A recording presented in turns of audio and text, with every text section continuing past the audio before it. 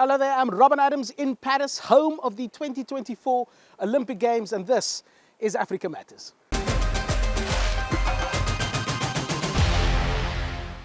The African continent has never hosted the Olympic Games. The closest it will come to an Olympic event is when Dakar hosts the 2026 Youth Olympic Games. But all eyes now on the French capital, hosting for a third time the Olympic Games back in Paris after a century. So let's take a look at what's in store.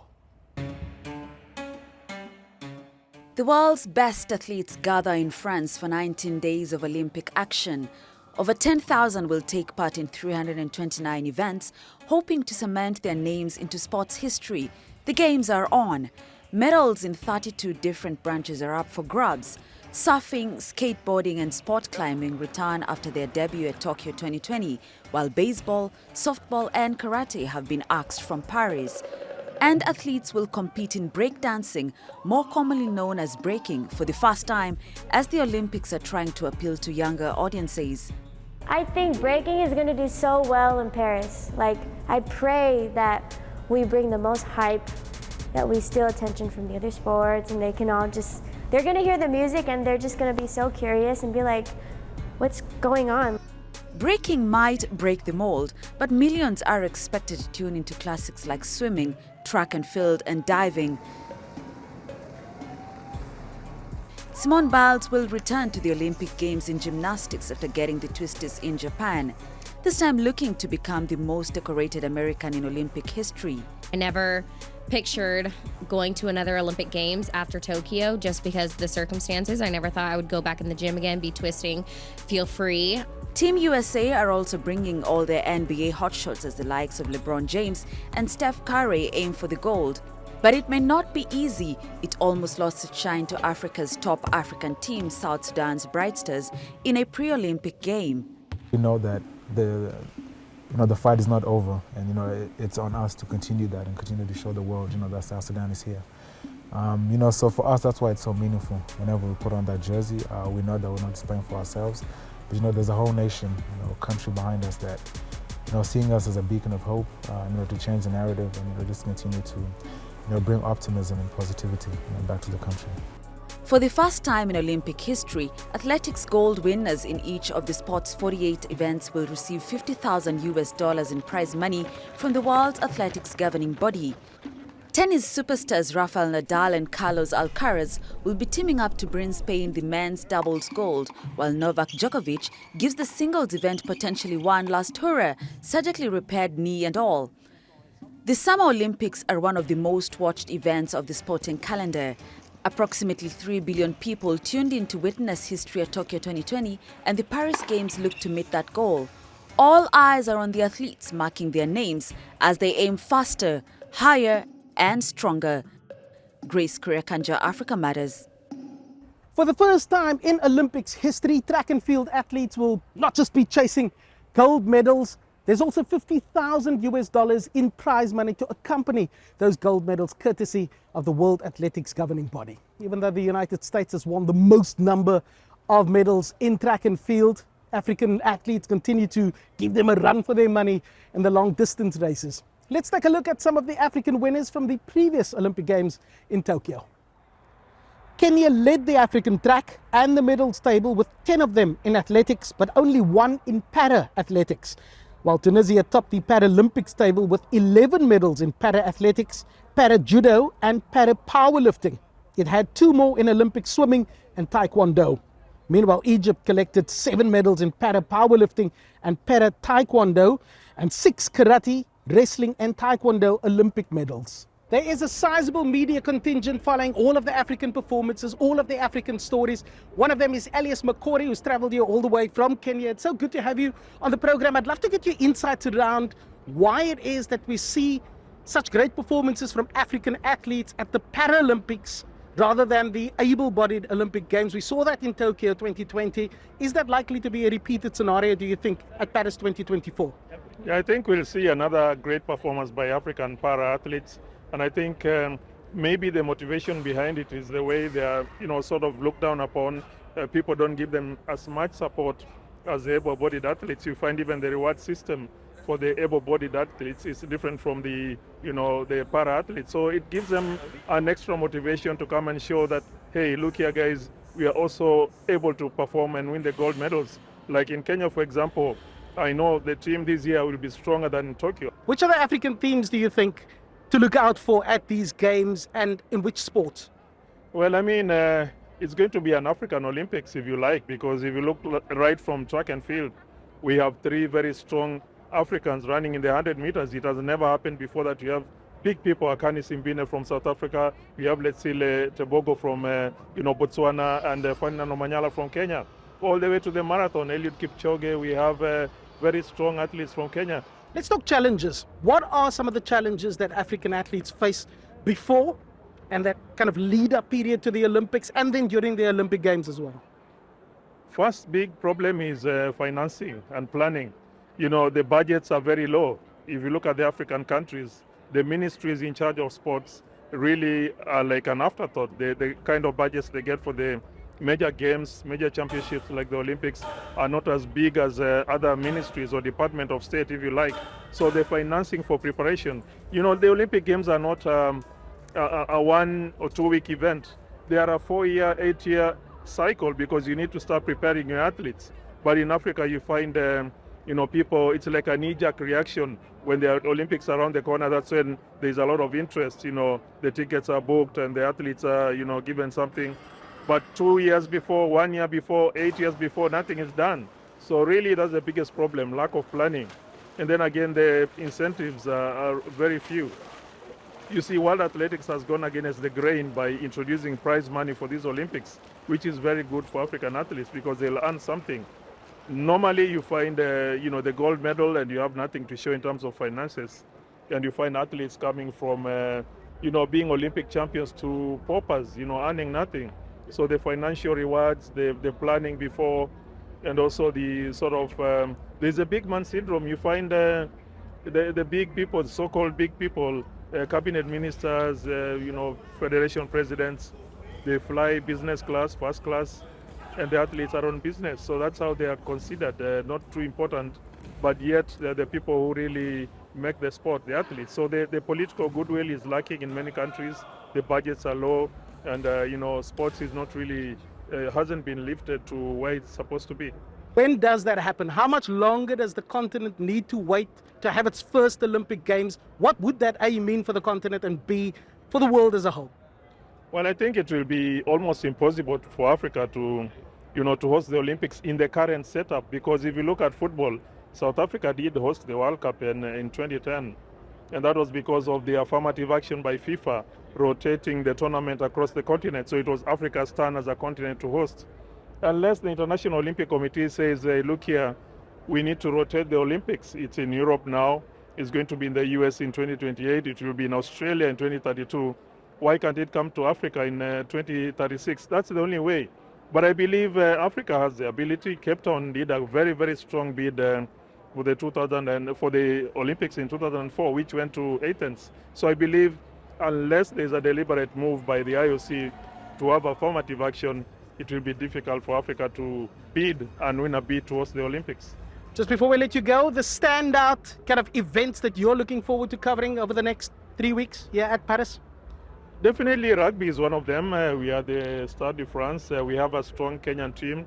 Lost to Argentina in the opening match. South Africa lost to Ireland. But definitely I'll be watching a lot of rugby. When the program is over, we have women's volleyball. I'll be interested in women's volleyball. I'll also be having a look at some sports like boxing, judo, and of course track and field, which is our main sport in Kenya and in Africa generally. We expect to have most of our medals from track and field, all the way from the 100 meters to the marathon. I'll be enjoying that. And of course, apart from that, just sampling Paris, looking at the historic sites, learning a bit about the architecture, the history, and generally having fun. It's a fun period for the Olympics. Appreciate your insights. Alice McCory, journalist from Kenya. Thank you so much for your time. Still to come on Africa Matters.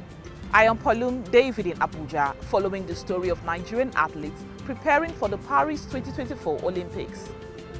Uganda was Africa's second most successful country at the last Olympics in Japan. I am Darren Alancheyune at the National Training Camp in eastern Uganda, where its elite athlete stars are fine-tuning to bring more silverware from the upcoming Paris Games.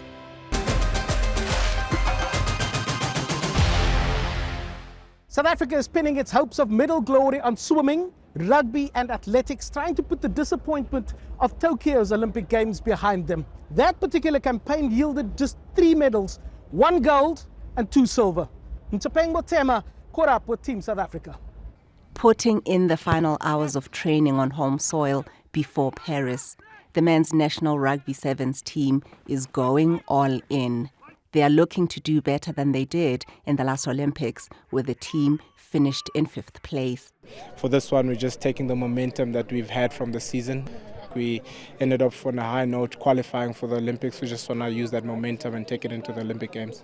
When the Rugby Sevens was introduced as part of the Olympic program at the 2016 Rio de Janeiro Games, the South African team delivered an impressive performance, winning a bronze medal. The team's manager says even though they only qualified 3 weeks ago, they are confident.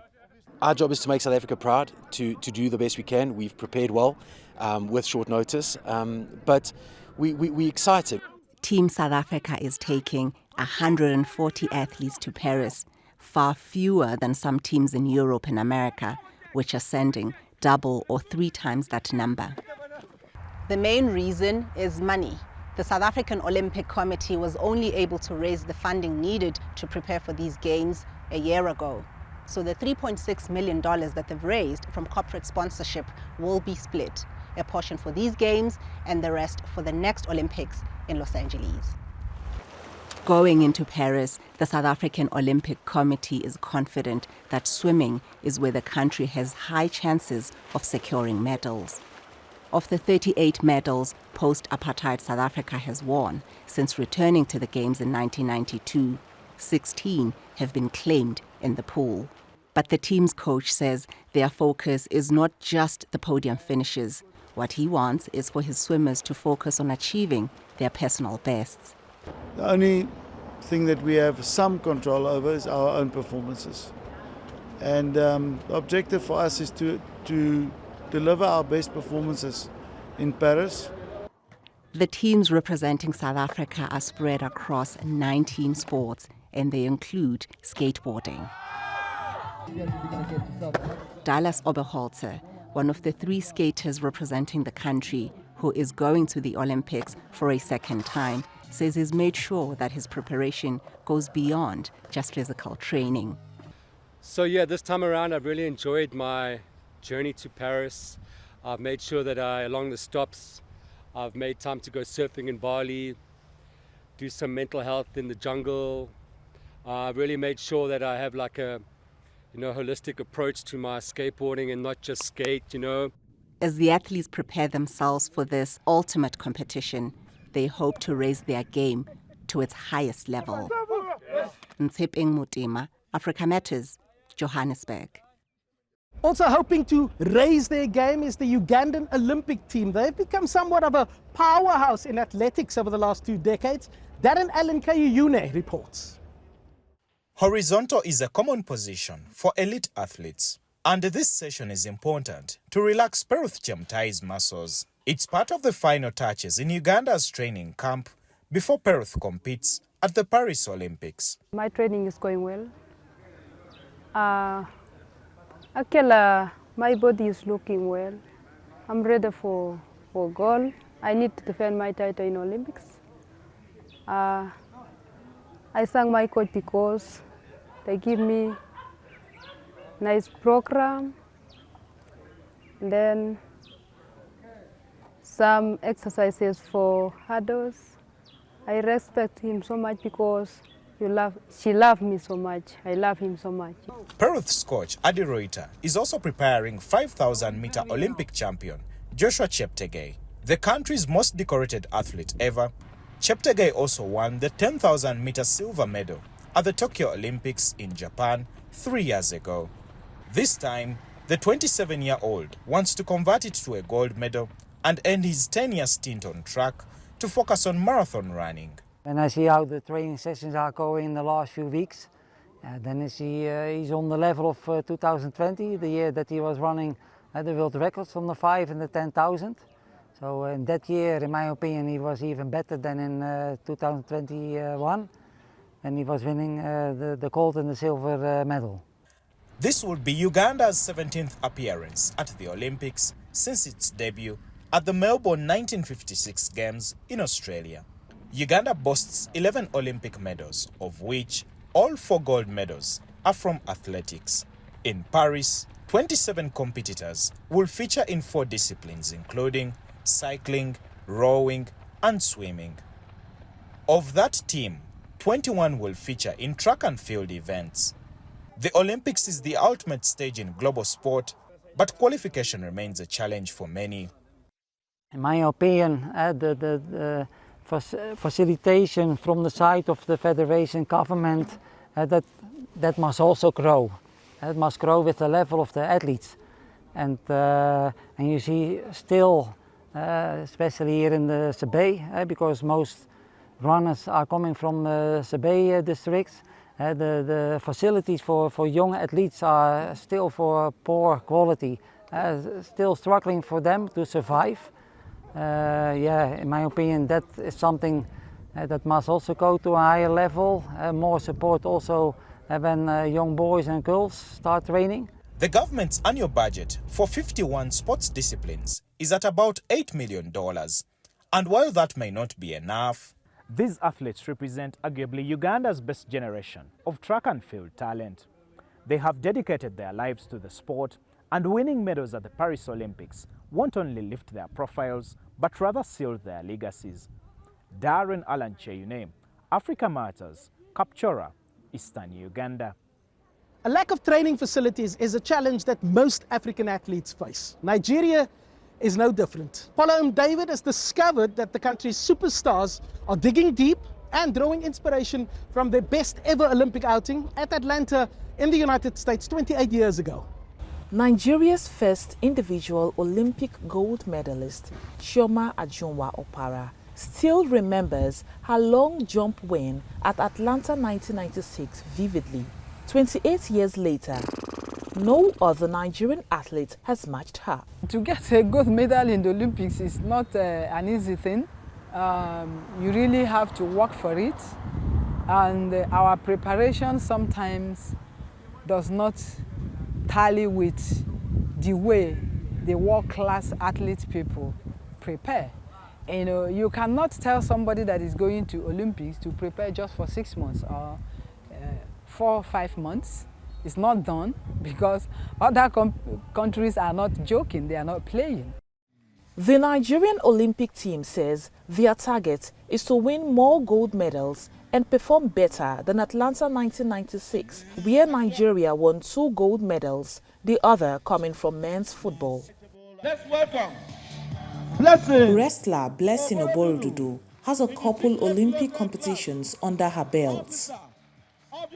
At the Tokyo 2020 Games, she won a silver medal and is ranked number 2 in the world in women's wrestling. Last time I got a silver medal, worth more than a gold for me, but this time I think I'm going for a gold medal. The first-timers are taking inspiration from these phenomenal athletes. This is my first time I've been at the Olympics, and I'm hoping I'm going to give out my best at the Olympics and finish with a medal at this Olympics, hopefully. Nigeria qualified for 12 Olympic sports, including athletics, badminton, women's basketball, boxing, canoeing, cycling, women's football, table tennis, taekwondo, weightlifting, wrestling and swimming. A total of 87 sportsmen and women will represent Team Nigeria across these sports. Although Nigeria has clinched medals in sports like athletics and boxing, funding required to give Nigerian sports team adequate training to excel in more sports has remained a challenge. But this year, Nigeria's Minister of Sport says it is different. The budget that was submitted for both of the games, the Olympic Games and the Paralympic Games, was all fully approved by Mr. President. Nigeria will also compete for 4 Paralympic sports, including athletics, powerlifting, table tennis and badminton. At the Paralympic Games in Tokyo, athletes won 4 gold, 1 silver and 5 bronze medals. They hope for more when the Games open on 28th August. Nigerian authorities say they are also working on finalizing the anti-doping law to ensure all medals obtained from their competitions are clean and void of controversy. Palum David, African Matters, Abuja.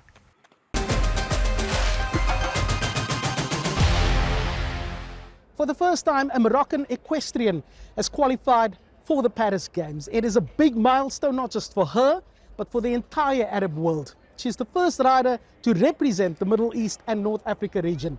Garen Dinch reports. Noor Slawi prepares to take part in the Paris Olympics. The 29-year-old is going to compete in the eventing discipline, a combination of dressage, show jumping, and cross-country. That Slawi qualified is a notable honor and challenge, being the sole Arab athlete in her discipline and the first Moroccan to compete internationally in the sport. I'm just super happy and super honored to be representing Morocco, Africa and the Arab countries at the Olympics. It's just a dream come true for me. The rider credits her achievement to the bond she shares with her horse, cash in hand. The duo embarked on their Olympic journey 5 years ago. Last year, they traveled across Europe, earning points and qualifiers to secure Slawi's spot in the Olympics.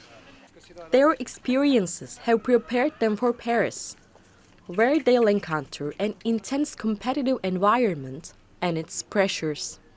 I have quite a few plans for the horse. I need to get a qualifying result, as do all of the people taking part at the Olympics need to. And then I have 2 other preparations that I need to do, but I'm not going to change my plans too much. I'm not going to change the way I train the horse because I think it worked until now, and I'm hoping it will for the future. Slawi's hard work has earned her a reputation, but competing in the Olympics will place her in the spotlight. I'm hoping to get a lot of exposure, and I'm hoping to just learn a lot from this experience to build on it in the future. As Slawi rides for gold, the Olympics marks the start of a broader journey for her and equestrians across the Arab world. Yaran Dinch, Africa Matters. Cindy Ngamba, a boxer from Cameroon, and Luna Solomon, a shooter from Eritrea, are part of the refugee team competing at the Paris 2024 Olympics. They represent the world's displaced population of over 100 million people. Theirs is a story of triumph over tragedy, as Brenda Redido explains. 36 athletes from 11 different countries, but they all have one thing in common. They are members of the refugee team for the 2024 Olympic Games. These highly skilled competitors have all faced unimaginable hardship, but now they are on the hunt for sporting glory. Eritrean refugee Luna Solomon, who now lives in Switzerland, is shooting for the stars, and she's laser focused on her goal. We lived a lot of difficult lives, but we are not like other athletes who live in their own countries and have the support of their families. We are refugees. We have been through these difficulties, but we are here today to show that the refugees are not necessarily there to take advantage. Cindy Ngamba, a boxer from Cameroon, says her place on the Olympic team has given her a platform which she uses to inspire other refugees globally. I'm just one of millions, there's many of us out there, many refugees out there just like me that have not been given the opportunity, that will be watching in the Olympic, and hopefully I can inspire them to kind of believe in themselves and believe that through hard work and through hardship you can strive to life and achieve miracles. Lokure Nakang, an 800 meters runner, fled war in Sudan. She moved to Kenya as a refugee and found her strength in running. Oh, my preparation is only I want to train well, to go and run. Also, my preparation is to prepare to go and run game, to improve time, also to win, to get number 2 and 3 and 4. Yeah. The team includes 2 other Africans, Ethiopian cyclist Eyure Gebru and a Sudanese 800 meters runner Musa Suleiman. Created for the Rio Olympics in 2016, the refugee team continues to be a symbol of hope for the millions around the world who've been forced to seek safety away from home. Brenda Radido, Africa Matters.